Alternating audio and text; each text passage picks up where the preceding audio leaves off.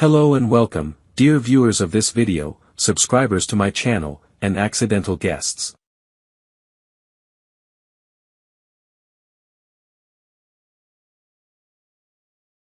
In this short video, I'll show you the simplest and fastest method to check lithium-ion batteries of an electric screwdriver, using only a multimeter.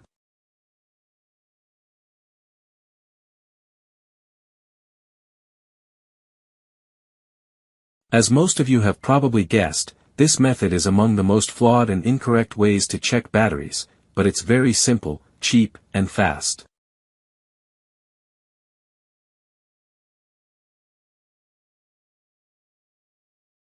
Generally, short-circuiting lithium-ion batteries is strictly forbidden. However, in our case, the multimeter's probe resistance and the current shunt located inside the multimeter act as load resistance.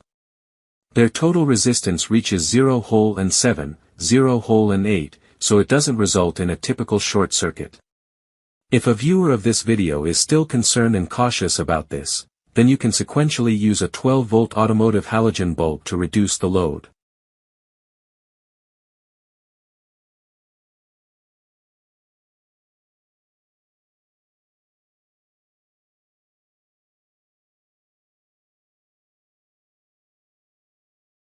I believe the video doesn't require commentary.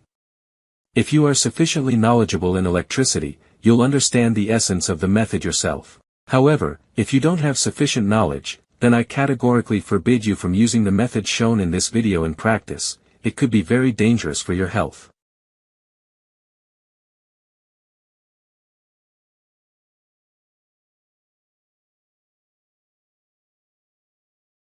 Thank you for your attention and for the time you spent watching the video. Take care of your time.